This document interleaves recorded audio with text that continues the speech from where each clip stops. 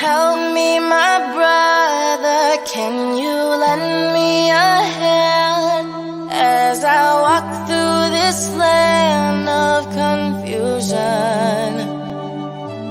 If we give to each other, then there's nothing to take. Let's live life for the moment before it slips away.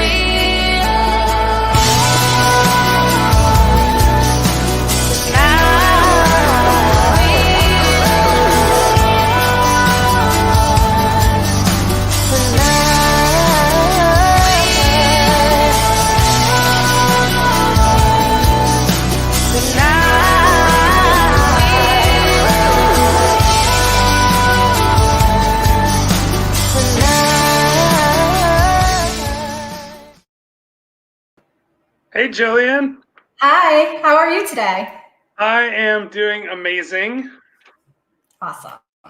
So, what did you do for 4th of July? Well, I actually drove up to Michigan, so don't tell anyone. Oh, we're not telling everybody because you're supposed to be on lockdown in Tennessee and you're breaking all the rules.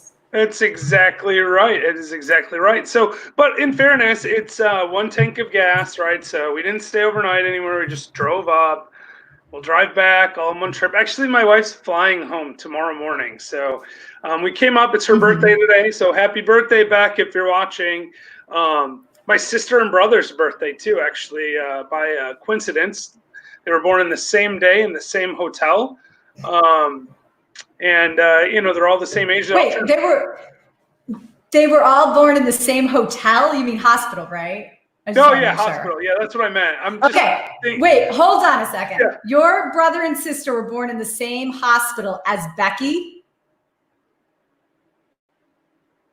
Yes, although there was an enormous delay and I couldn't hear anything you said after Becky. But yes, they're definitely were all born in the same day, the same city, the same hospital. Although I actually am not positive about the hospital thing. My dad told me they were, but he wouldn't know where my wife was born, I'm pretty sure. So I'd have to check that with her parents and sort of confirm the whole thing. But yeah, they were definitely born the same day, a few hours apart, 40 years ago today. So pretty interesting coincidence. That's amazing. Yeah, another strange part of that coincidence is that my brother and sister, who are twins, obviously, Robert, who's been on the show with us, right? We interviewed him about Kilimanjaro, and my sister, Becky. So not only are they born the same day, I just got that. Wait a minute. Your wife is oh my God. Oh my God. I just got that. Your wife and your sister have the same name and were born on the same day. It must be impossible for them to get anything done without like having issues. Like if your sister gets arrested, poor your wife, because then that's going to follow her forever and ever and ever. Well, let's hope that my sister doesn't get arrested. Although, in fairness, my sister has since gotten married and changed her last name, so I think they're safe now. But there was a period of time where they were using the same pharmacy and were constantly getting their drugs mixed up because they have the same name, same birth date, same pharmacy. Oh my God. Yeah, it's done now though. We live in Tennessee, so it would be inconvenient to use the same pharmacy. Could you imagine if you went home with the wrong drugs? Yeah, I mean, yeah, you'd figure it out, I think, right? It was mostly like yeah, but hopefully not before it's too late. Like Right. Well, for sure. Yeah. So anyway, it's probably enough about the weirdness that is my coincidental naming, date, birth, life, whatever you want to call it. But yeah, I mean, so I did have a good weekend though. I went to the lake. I hung out a little bit. We recorded a really cool Saturday segment. I enjoyed that. So if y'all haven't seen it, you should jump over and watch that. Obviously after this show's done, not before. Yeah, don't go watching it now. Watch, because listen, you guys are going to want to ask questions during this next segment with our guest who's coming up. He's going to be talking about creating generational wealth and creating a universal basic income within your family. And when he first described it to me, I didn't understand it because I'm slow like that. And I had my preconceived notions about how money should work. And he completely changed my mind. So stick around and get your questions ready for our guest today. But before we get to our guest, all right, so you went up to Michigan. I sheltered in place like a good kid, Jeff. Maybe. Oh, I'm so proud of you, Jilly Jill. Good job. But I did get something in the mail that I wanted to open in front of you. Now, I did take the packaging off, like the tape and stuff, so that like everybody wouldn't be bored. But I ordered. Last time you tried to open something, it took you like 20 minutes. So it did take me 20 minutes because there was so much tape on it, and I didn't want to do that again. But I waited and I waited and I waited for this moment to open up a brand new Last Life Ever sign that will go behind my bar in my house. And well, it's actually right over there. And then all of those drinks you guys sent in for our drink contest, I'm going to make those drinks. And then you'll be able to look at this lovely. Yeah, it's nice. Is it a decal or is it like? I can't really tell. Is it? No, it's an actual sign. No, it's a sign. It doesn't look very good. Yeah, it's actually. I think there's a film over it right now. I got to remove, but it's actually like a white. This is white. You can't tell. It looks brown. Yeah, but this is white. I can see nothing. It's like blurry and whatnot. But that's cool. Really? All right. I'm excited about your new sign. It'll be even better when you have your internet fixed so we can see it clearly. I heard you got new internet this weekend too. It seems like it should be working better. Oh my God. I had the internet guy come on Saturday. He spent like half the day here installing internet only for it to go out for the entire day. Like everybody in this area doesn't have that internet right now. The only reason why I'm even connected is because I'm connected to my old internet that I hadn't canceled yet. So it could be worse then. At least you had a backup internet. I'll tell you, if my internet goes out at my house, I will not be on the show unless I'm using my cell phone because I don't carry backup internet. So it must be nice to be a rich Californian. A rich California, just because it's Monday and I didn't cancel the other internet yet. Oh my God. No, next you're gonna claim it was some kind of like American holiday over the weekend too, right? Oh my God, it's so terrible. All right, listen, so did you? Let's get to our guests. Enough nonsense. Yeah, we definitely should. But beforehand, I want to tell you one quick joke. Can I do that? Oh, okay. All right, good. Because I have one too. Okay, go ahead. Okay, well, do you want to go first? All right, so I picked a money joke today because we're going to be talking about money. All right. So why is money called dough? Because we need it. You know how I know that? Because that's the same joke I was going to tell. And you're frozen, so I win. It really is. It's literally the joke. You were going to tell the same joke? It was the one I was going to tell. I was going to tell that joke. Oh I mean, God. I know other jokes about money. Oh, this has now happened multiple times. We got to probably check them before we do our jokes. What we need to do is not Google jokes about money and pick one off the first page that comes up on Google. Because that's where I found that joke in about 10 seconds. But listen, rather than worry about that, why don't you introduce our guest? All right, everybody. I am super excited because today's guest is coming to us all the way from Australia. It's still dark there and so generously going to spend time with us today. Dr. Tony Pennells is a best-selling author. He's the co-founder and chairman of Mindshift Money. And he has been a bestseller of 3 books. Now he's a doctor, but his books are on finances, and not just finances. He's also built businesses that have been recognized by the Business Review Weekly as some of the fastest 100 growing companies in Australia. And he became financially free at the young age of 27 years old. And that has given him the freedom to spend time with his family, watch his 2 boys grow up, and he is going to teach us how he did it and how you can do it too. So without further ado, Dr. Pennells. Hi. Oh, wait, no, there he is. We both tried to add him at the same time, so you unadded him. Hey, Jillian. Well, hi, thank you so much for coming here. So listen, I want you to talk to us like little children, because everybody out there, I want you to know, Tony has described this method and the philosophy behind creating generational wealth to me, like on 5 different occasions. And then you described to me your father-in-law, and then it snapped. Can you tell us about that? Yeah, and I think the topic we're going to get to is around unconditional basic income as it possibly applies to our families and doing that within the family, which I'll, as I was saying to you guys just before the show kicked off, is the first time I'm going to be sharing and talking about that publicly. So go gentle, and I look forward to seeing where the questions actually lead us to. Yeah, so I'll get there, and hopefully not too roundabout a way. But there is so much talk about money and financial freedom and what's the right way to live your life and what's the right career choices and all that sort of stuff. And when you're going through and running that traditional pathway, and I'm totally projecting this for a second now, I'll talk about myself.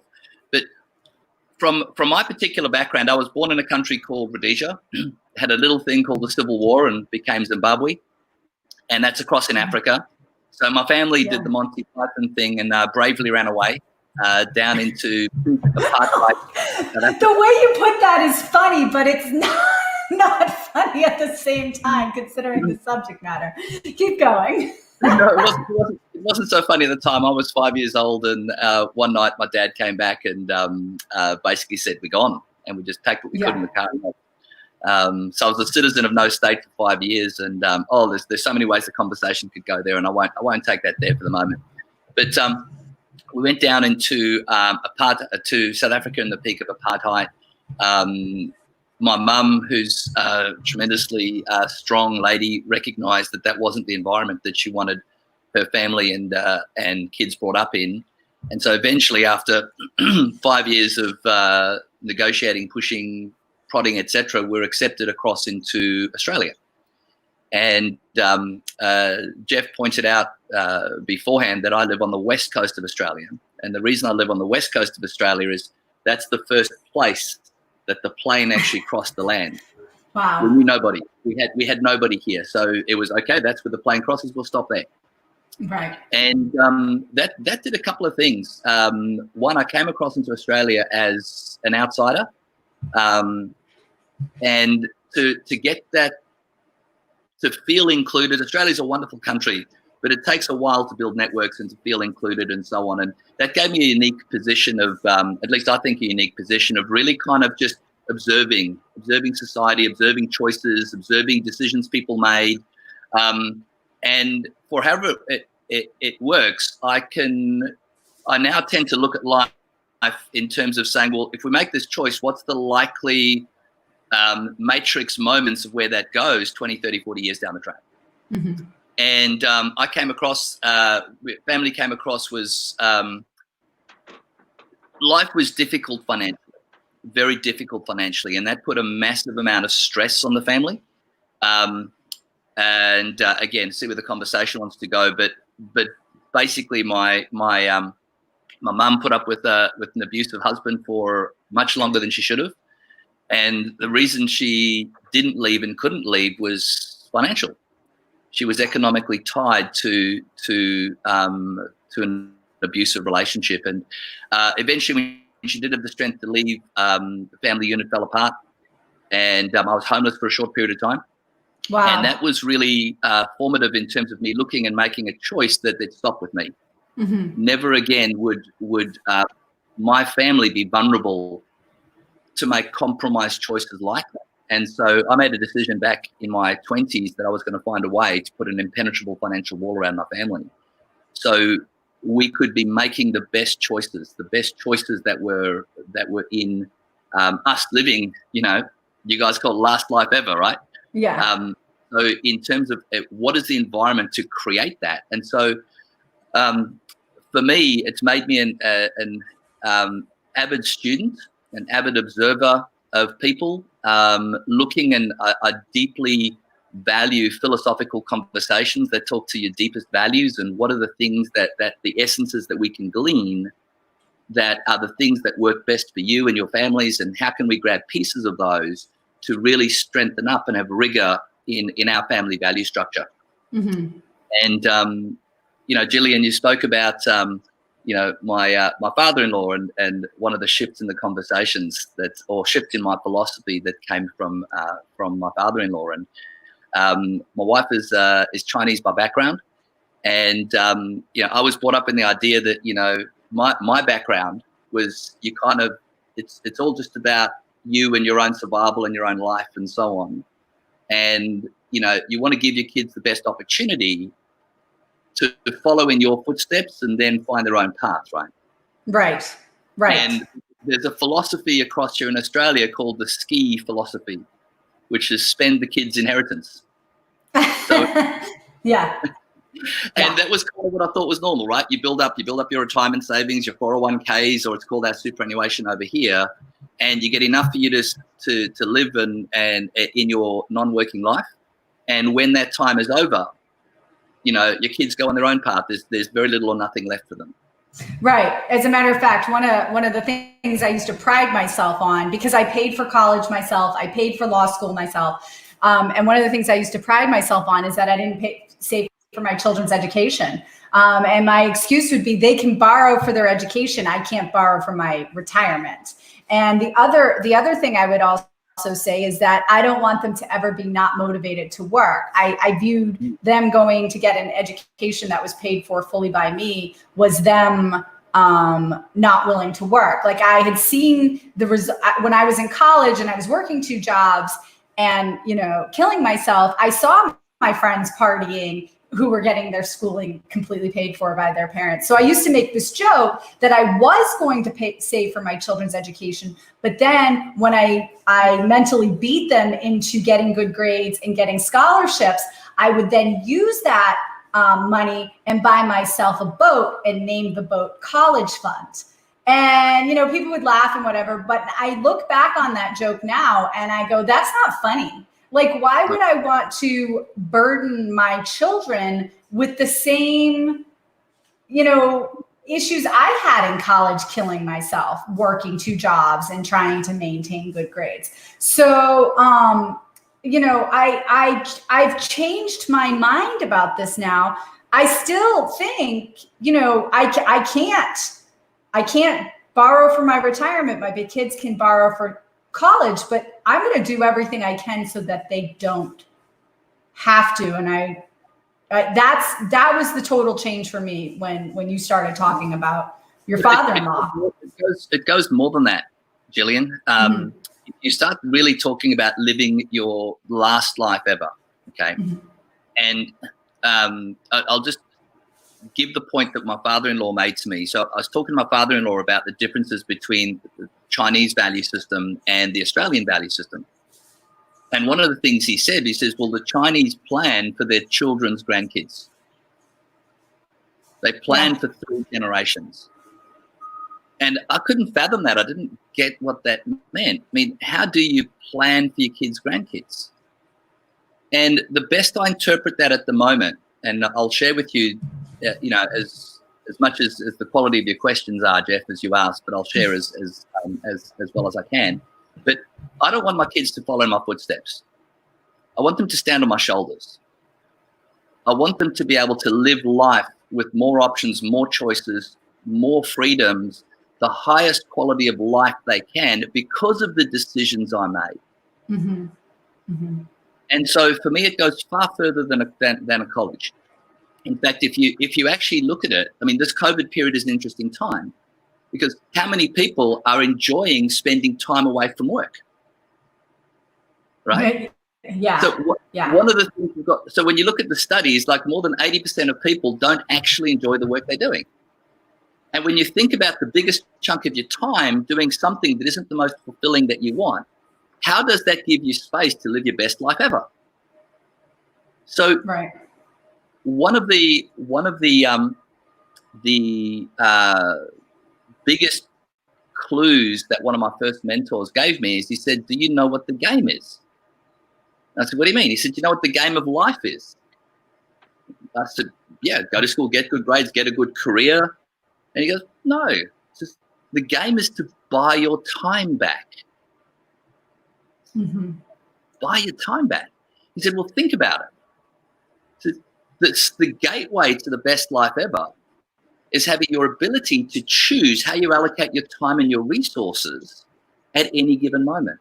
Mm-hmm. And do that with absolute passion and complete commitment to the moment, knowing that when that chapter closes, you can close the door and open a new chapter. That gives you the flexibility and freedom to live, my version of the best life ever. Well, and I mean, sorry, I didn't mean to interrupt. I thought you were done there, so I apologize. But so I think, so on one hand, I completely agree with you, right? Because I've said for a long time that it's a really bad deal to, and I stole this from a book somewhere. I wish I knew who it was, but it's just a really bad deal to trade 5 days of your week for 2 days off on the weekend and 50 weeks of your year for, 2 weeks off a year. I mean, it's just it's a really, really bad trade. Now, if you love what you're doing, that's fine. And that's when I first come up with the idea. It's actually not fine. It's a limited time you can do that, because statistically, if you start looking statistically, at some point you're not going to be able to work anymore. So the game is you've still got to get yourself to a point where you're not vulnerable and needing to trade your time for money. Choosing to trade your time for money, no problem, but having to trade your time for money, that's a different. Yeah, no, you're absolutely right about that. What I meant to say when I said it's fine is really that, and I appreciate you clarifying that, because what I meant to say is, if you're doing something that you would do for free, it doesn't really matter if you work 5 days or 6 days or 10 days in a row. I mean, if you love what you're doing, it's totally acceptable to me. And when I started Last Life Ever, and when I was first talking about this with Jillian, that was the whole reason I wanted to do this. So I'm actually really glad to hear that's where you're coming from. But I have this secondary thing where I'm like, I'm not sure. I mean, I don't have children, so full disclosure, right? I don't know if I'll ever have children. I probably won't. I'm assuming that I might look at it differently if I had kids, right? But I do think that there's a lot of benefit from sort of bootstrapping your own way to the stuff, right? And so on one hand, I'm like, well, maybe it's not great if I provide something for maybe my nieces or nephews so that they can choose to do something else. Maybe there's something that they gain from sort of working this process. Like, shouldn't I be teaching them how to do it for themselves rather than providing it for them? I guess that's really what the question is. All right, so you're open to exploring that? Yes. Yeah, absolutely. All right, well, let's explore it.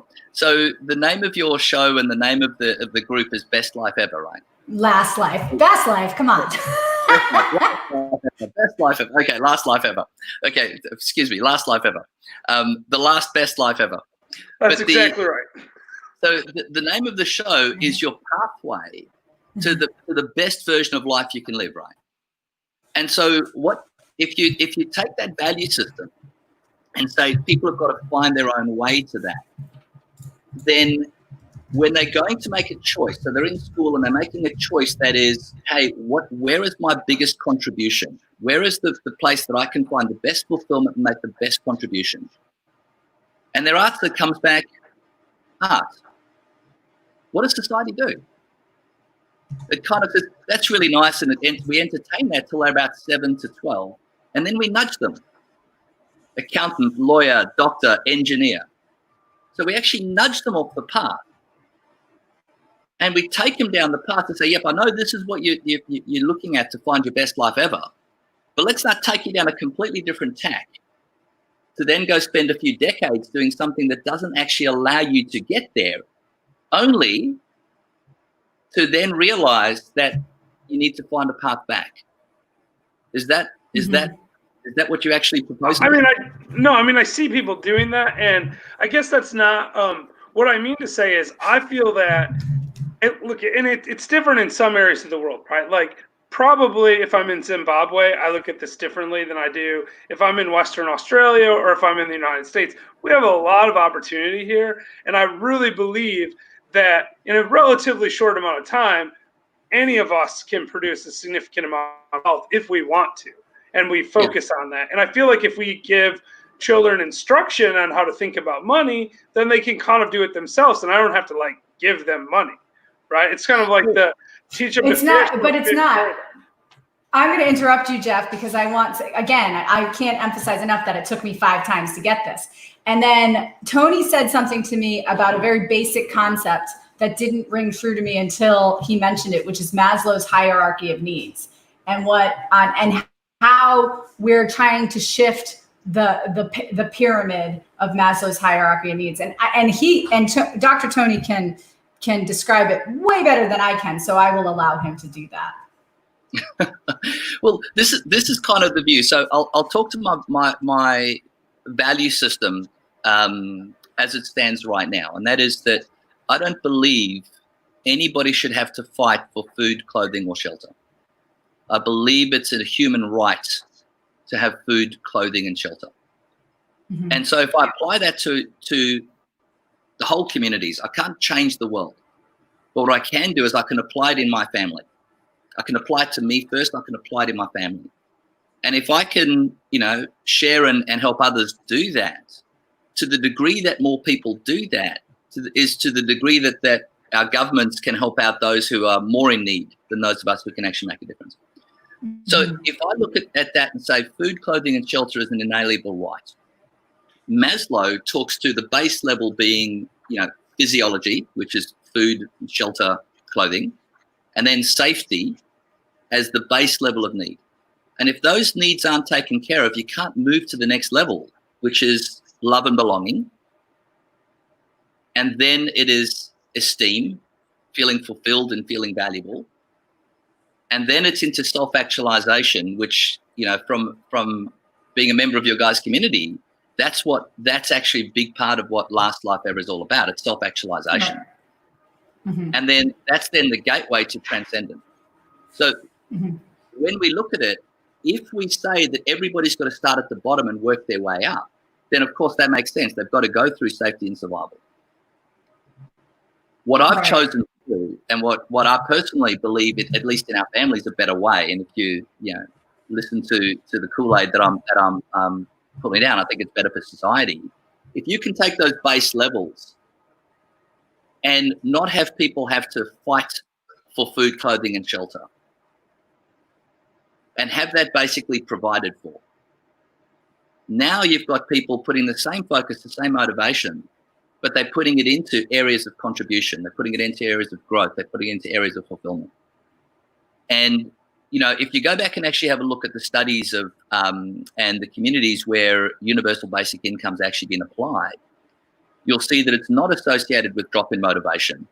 It's not associated with people sitting on their couch and being couch potatoes and not contributing to society. You're going to get levels of that, but you're going to get levels of that in your world right now. In our world in Australia, we've got levels of that.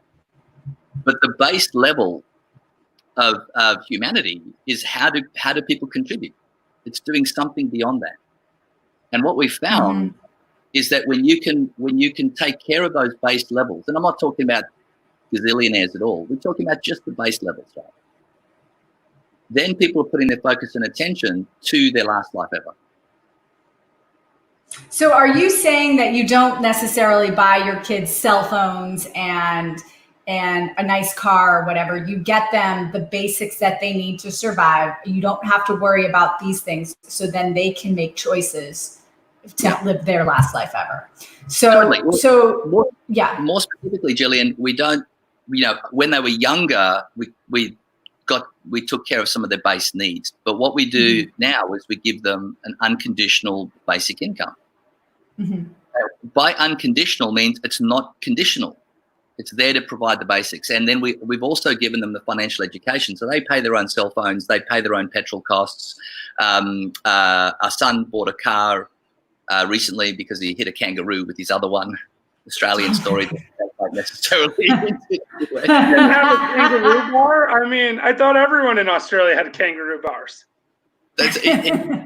Well, long story, but no, he didn't at the time. But he bought it's a 9 or 10-year-old car. He bought it with his own money. He made his own decisions, looked all of that. So we don't go and buy those things for him. We've given them our version of the education around that, if that makes sense. So how old are your children? 24 and 21. Okay, so these are adult children, and you're essentially giving them an allowance that covers what you estimate covers their basic needs for security, clothing, and things like that. Correct. That's essentially the strategy. So it's in a way not all that different than what a lot of people in the U.S. do when they set up trusts for their children. Or I think Bill Gates is sort of famous for this, right? He said, I'm setting aside it's relatively small compared to his net worth, but I'm setting aside $1 million for each child or something like that, which presumably, if they have good financial education, would be enough to give them their basic needs, right? But then still allowing them to do what they want with their life after that. Yeah. I mean, and I think you said something that you answered a question that I had, which is that you don't attach any strings to it. It's unconditional. You're always going to get this money so long as this money is coming in. Correct. Because it's okay. The moment you place conditions on it, you're now starting to try to influence their choices in some way. And if you're trying to put an external person to influence somebody else's choices, they don't have the purity of finding their last life ever, right? This is this seems like a very difficult thing for most parents to do, right? Because you certainly must have preferences as to what your children do with their money, right? But so it's got to be somewhat challenging at times to do that, I would think, anyway. Yeah, look, I mean, there certainly is, and you're welcome to dig into more questions there, Jeff, as well. But we do a number of things with that. And so when you start thinking generational wealth, okay, and we don't look at it through the view, and we certainly are not extravagant in how we live our life. Our view on life is very much more minimalist, essentialist in how we approach. But what we look at with our kids is we talk to them about that they are custodians for the next generation, right? So what they're doing, it's they can benefit from it, but how do they then keep expanding and building on it for the generation that follows? So when you're looking 3 generations down, we're endeavoring to talk about the decisions they make for the generations that follow. And so elements of those, so where we have meetings with our accountants, where we have meetings, we've got generally 3 meetings a year with our accounting firm and our advisory firm, and our kids come into those meetings, and we have open discussion. We talk about the decisions, we talk about the mistakes, the things that are working, not working. We talk about what we're trying to do, and we endeavor to instill them in that empowered conversation. So from a practical perspective, though, your children don't have control over the bulk of your wealth. They have this income that you give them. What's the plan for when you're no longer around to just be providing it? Are you setting up some kind of trust that's just going to provide this income for your children, and then presumably their children and their children's children into the future? Is that the plan? Or is it going to be just, we're handing the keys over to you, hope you do the right thing? Oh, that's far too personal a question, Jeff. No, I'll happily answer. So right up front, so from our 20s, when you take the philosophy, you start thinking, how do you pass your assets on to the next generation? So we've had and acquired our portfolio in trusts from the beginning, and the viewpoint is, how do we just shift control? So when the time comes, we then shift control. Okay, so let me ask this then. All right, so let's say somebody's listening and they're like, this is exactly what I want to do, but maybe they're still working a 9 to 5 and they don't have a lot of wealth. Like, what should they be doing to start thinking about this for their children? Maybe they're 40 years old and they're already a little bit behind the curve. They didn't retire at 28 or whatever, No, and retire is probably the wrong word. They didn't become financially independent to the point where they didn't have to worry about their own needs. And I'm assuming they need to take care of their own needs first. 100%. You've got to have your own oxygen mask on first, right? So you guys were talking about it in your financial freedom tips that you did on Saturday. If you haven't watched that, guys, yet you should watch it. It's a good good section. So the tips basically are, when you look at those people that actually move ahead and build financial independence, financial freedom, from those who don't, there are only 4 differences in behavior. The first is to pay your future self first. Okay. And that means before you pay the butcher, the baker, the candlestick maker, before you pay rent, or before you put food on the table, you put some money towards your future self. That's the first rule. So the first thing that you can do, and by the way, when I talk about your future self, it's to buy your time back. It's not putting money away for a college education. It's not putting money away for your car. It's not putting money away for a house. It's putting money away so that money goes to work to generate income that buys your time back. That's priority number 1. If you look at any family that's built or currently has generational wealth, at their core, they have a portfolio of income generating investments. Always, 100 times out of 100, every single time, that is at the core. So how do you get there if you're starting? If you're the first in your family, how do you get there? Right. Well, it's that decision that is a priority. And so if you look at that and you make that decision to pay your future self first, what most people who don't get ahead try to do is they try to save, budget, do a bunch of stuff, hope there's some money left over to then squirrel a little bit away. It just doesn't work. The behavior works if you prioritize that first. Secondly, then it's to live within your means, and Jillian, you spoke to that on Saturday as well, but it's to live within your means. And understand needs versus wants, recognize the difference and make conscious choices to enjoy life as best you can now, but in context of what you're trying to prioritize. So you make choices, little things like it's easy to go out, well, it was easier to go out for dinner in the pre-COVID times, but it's easy to go out to dinner and spend $200. It's just as easy to go spend $20, grab a blanket, sit on the beach and watch a beautiful sunset. Right? Yeah. So when you make those choices, you can still live an extraordinary life, just finding ways to prioritize buying your time back. The third element is get out of debt. One of the biggest things that hold people back is when they're spending 15, 20, 30, 40% of their income is going out to debt payments. If you cannot do that and put that towards your future self, you go north like a homesick angel amazingly quickly. And obviously the fourth element is to focus on how do you get your investments producing income to take over your paycheck, to replace your paycheck. And if you can get there and prioritize that, then the extension of that is if you just keep compounding those returns, it doesn't take that long till you get to a point where you've got excess beyond your own needs. What kind of assets are we looking at? Look, I take a yin and yang philosophy to them, right? Any asset is got good and bad components to it. So the Chinese philosophy of the universal philosophy of yin and yang is you've got assets that work well in sunny times, and then you've got assets that work well in shady times.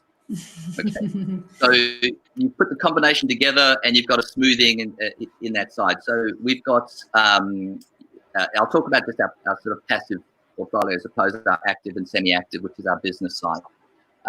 If you run a business, by the way, that can be one of the fastest accelerators towards building wealth depending on choices you make within it. And that's how we did it. We built a business, used the surplus, started building our investments off the back of that. But in terms of the passive investments, we've got real estate, we've got stocks, we've got index funds, we've got fixed income bonds, and obviously we've got a reservoir of cash available there as well. So we use the combination, and if you want, I can talk percentages and breaks down in those. But basically, there isn't. If anybody tells you should just be in real estate, they've probably got a conflicted position or they're ignorant. If anybody tells you that in stock, they've got a conflicted position or they're ignorant. You need a balance of all of them in that side.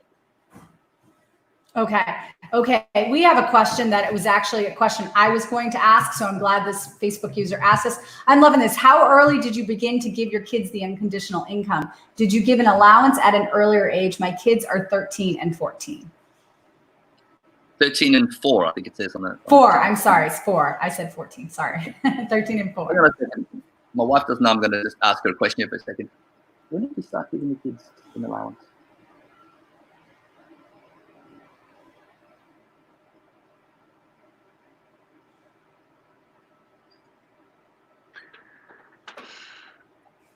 Yeah, so hopefully she knows the answer.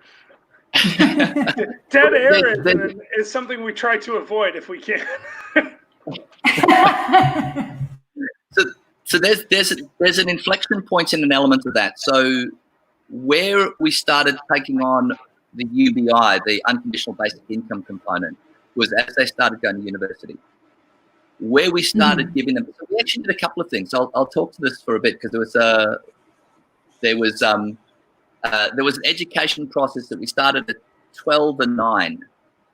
Okay. That we actually started, and that was teaching them the idea of paying their future self first. Okay. And so we gave them small allowances early on, but what we actually started doing was talking about what they did with their money. And we created a bit of a competition between our kids. So what we had them do was to, I still remember the story. You talk about, let's talk like kids, right? So I talked to them about the game. And the game is to buy the time back. So I said, you got a choice. I said, what do you want to do for work? And they said, when they were too young to know what work was, they said, well, what's work? I said, well, it's really simple.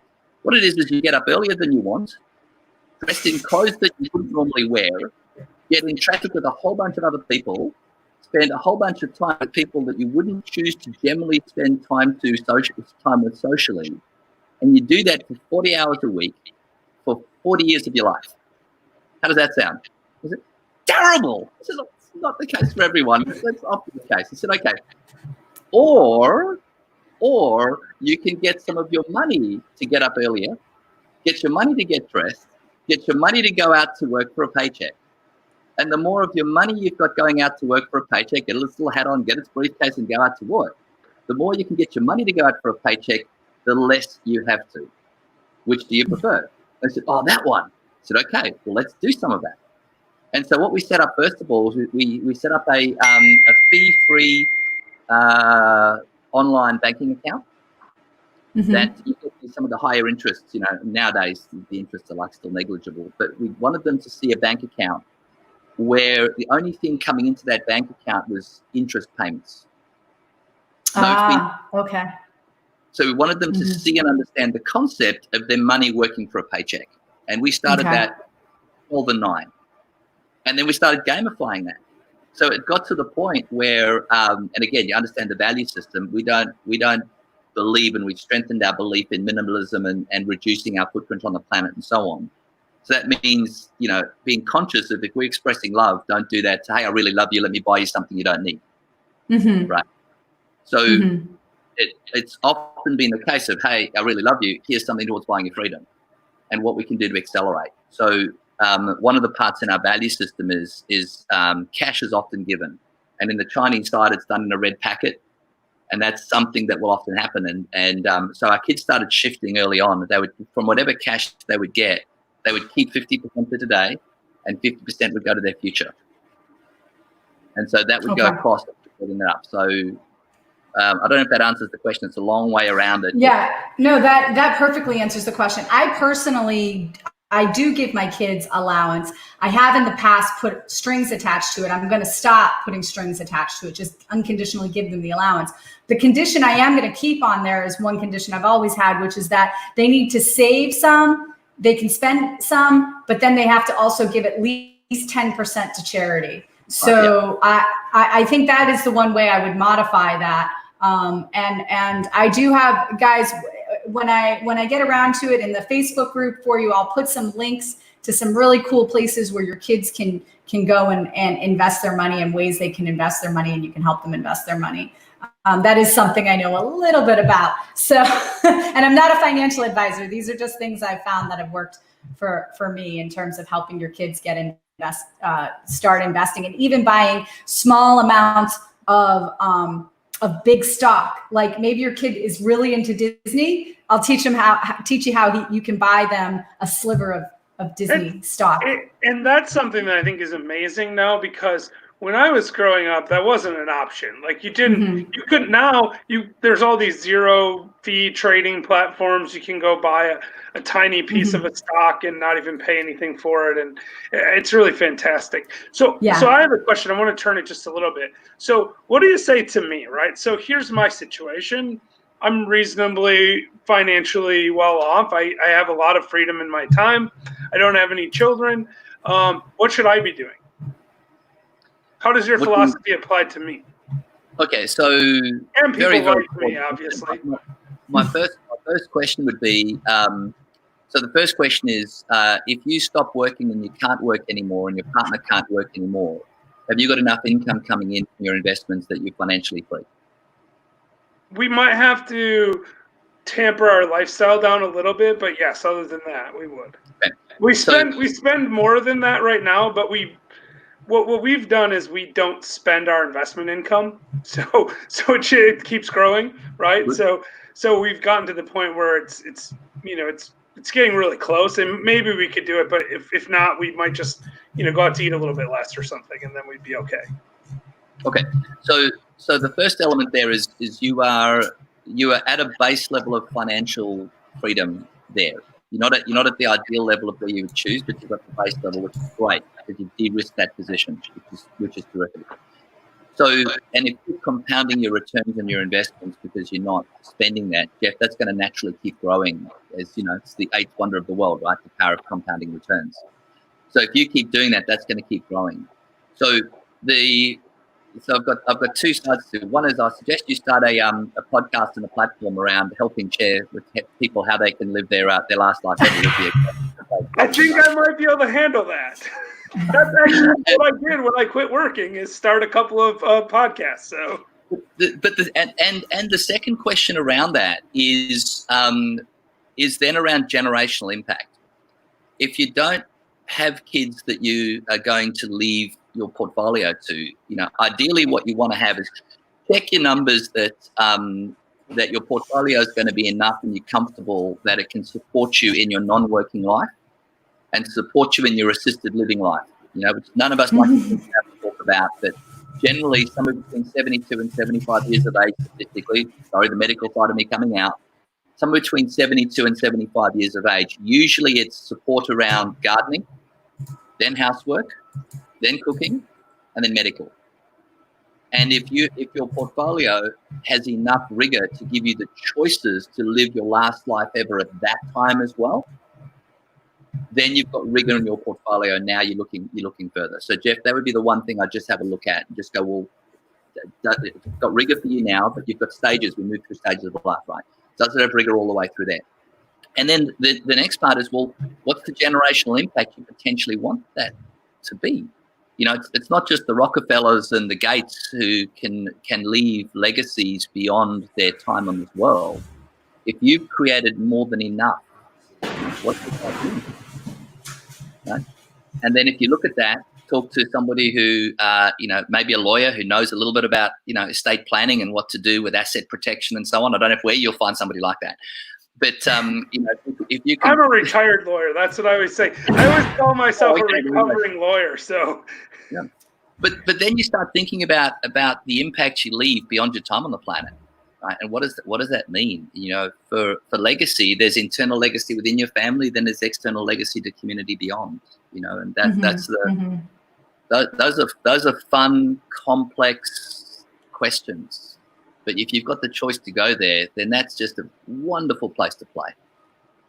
Right, and by the way, I'm coming around to your philosophy. I still feel like there's something to be said about doing it yourself, but you're right about one thing. My life is significantly better doing this than it was when I was practicing law. But here's the thing, I didn't want to be a lawyer. I did that because I wanted to make money.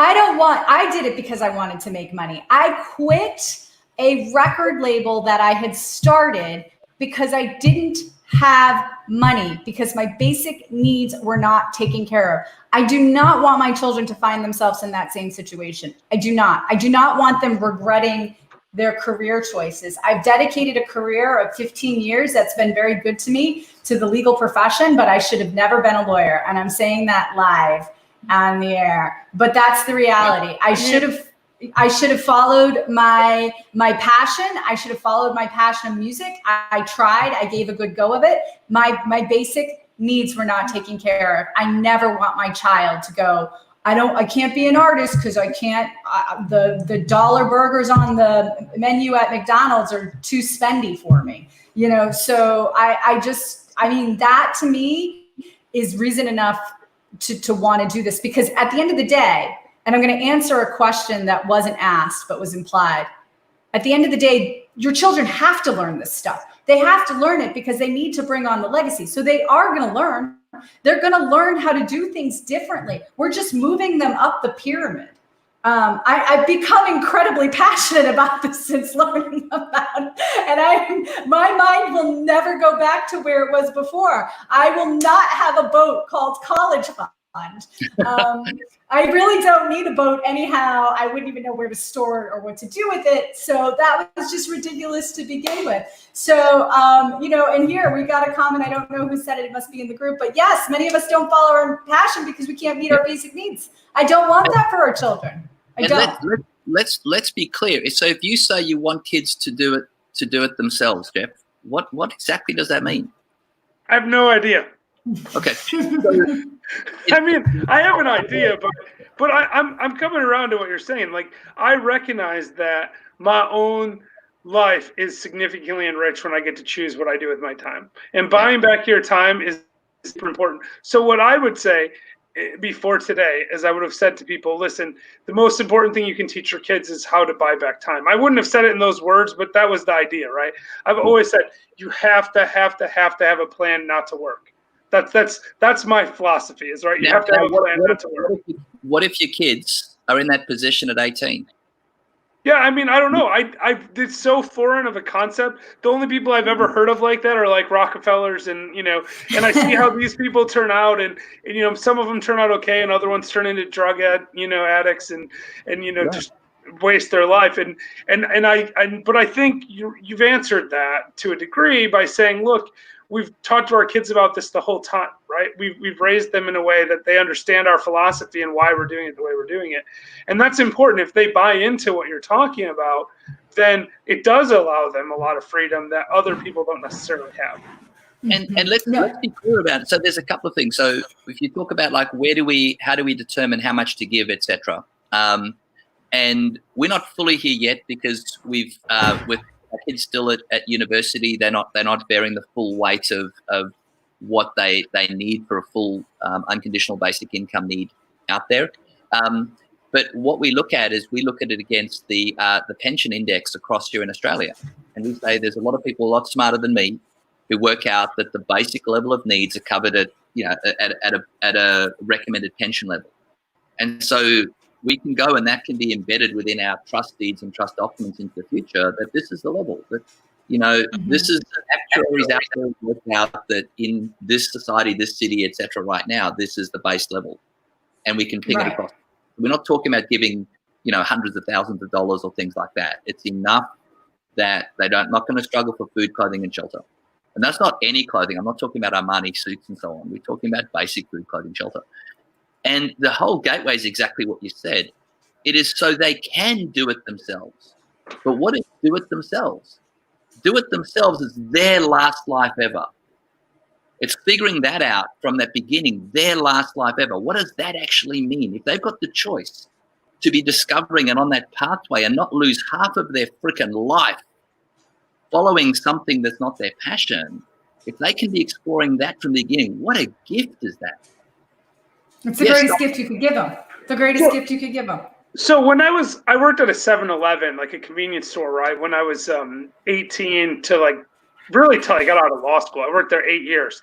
And there was a customer of mine that came in who was a Native American person who his tribe owned a casino. Because in the U.S., like sometimes tribes can have casinos. The rules are very confusing.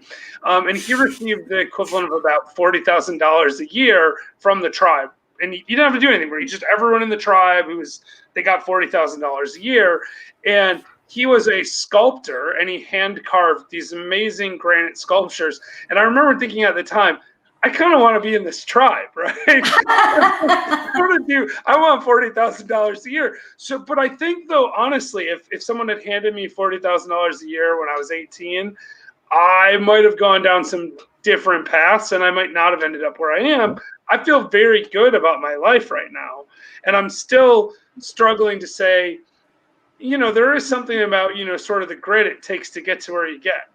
I think your grit just changes. Your grit changes to what you do. Totally. I'm not saying you've got a grit. I'm not saying that quite the opposite, Jeff. There is mastery in anything, and contribution in anything is going to take grit. But the idea that the only way to get there is by trading your time for money is a perversion of your passion. I agree with you on that for sure. Because no doubt, he's a much better sculptor than I ever would have been. Yeah. But if you look at it, anybody in the legal profession who's maybe had challenge with drugs, or maybe had challenge with alcohol, or broken marriage, or messed up their life. Oh, pretty much all of them. Yeah. But pretty much every attorney I know. Totally right. It's not about the money. It's not about that. That's to go along, and you're going to find an example in anything. We go, look at that person. They got given this and they messed their life up. Well, I'll find you someone who didn't do that. The question and the passion is, what is the pathway to your last life ever? What is the pathway to it? And the one thing I know absolutely is, if you have to exchange your time for money, if you have to exchange your time for money, and your passion is somewhere else, you put in the biggest chunk of your life doing something else. It's impossible to live your last life ever if those circumstances are in case. Well, and you waste the best part of your life, right? The part where you're most productive, the part where you're most able to learn new skills.